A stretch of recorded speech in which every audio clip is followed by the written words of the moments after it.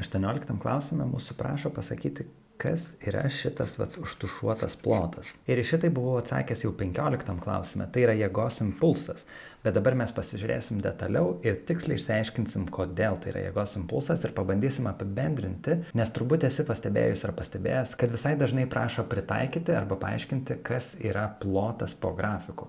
Tai yra įvairių situacijų, kur galime tai taikyti ir tai ir pažiūrėsim antroje šio uždavinio aiškinimo dalyje. Kad atsakytume į šitą klausimą detaliau, pradėsim nuo paprastesnio pavyzdžio. Tai kai ne trikampis kažkoks, o paprastas stačiakampis. Tai nusibrėšim ir pažiūrėsim.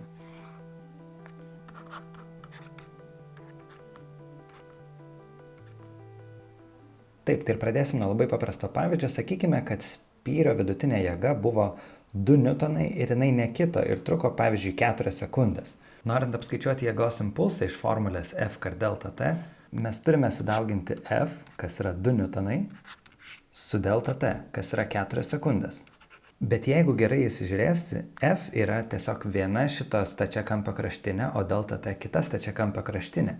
Ir sudaugindami šitas kraštines, F kart delta T, mes iš esmės apskaičiuojame šito stačiakampio plotą, kas yra plotas po grafiku.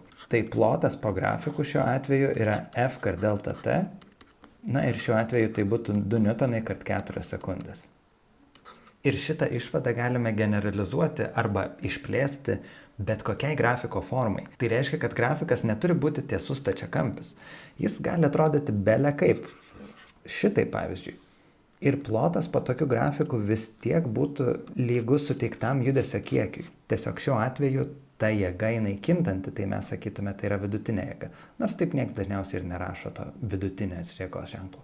Dabar kodėl mes galime apibendrinti ir generalizuoti štai iš tokio paprasto stačiakampio į bele kokios formos grafiką?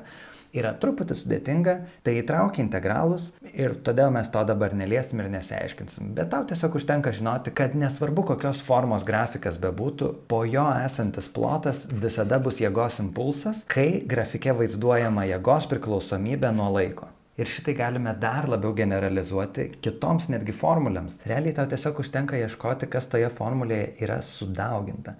Pavyzdžiui, S lygu V kart T iš pačios pirmos formulės. Tai grafike, kuriame vaizduojama greičio priklausomybė nuo laiko, plotas po tokios formos grafikų bus lygus poslinkiui. Aš parašiau delta x, nes tai yra tikslesnis parašymas, ką reiškia poslinkis, bet galėtum rašyti S lygu V kart T ir tai būtų taip pat teisinga. Tas pats su darbo formulė A lygu jėga kart atstumas nueitas. Į kosinusą kol kas nekreipsim dėmesio, tai grafike, kuriame pavaizduota jėgos priklausomybė nuo atstumo nueito. Čia irgi galime turėti bele kokios formos grafiką ir plotas po to grafiku bus atliktas darbas. Tas pats galiotų ir dujų atliktam darbui, ir darbui, kai vaizduojama galios priklausomybė nuo laiko ir taip toliau. Bet šitie pagrindiniai yra, kuriuos tai nubrėžiau ir dar taip pat, sakyčiau, dujų atliktas darbas yra svarbus, kurį tau reikėtų žinoti.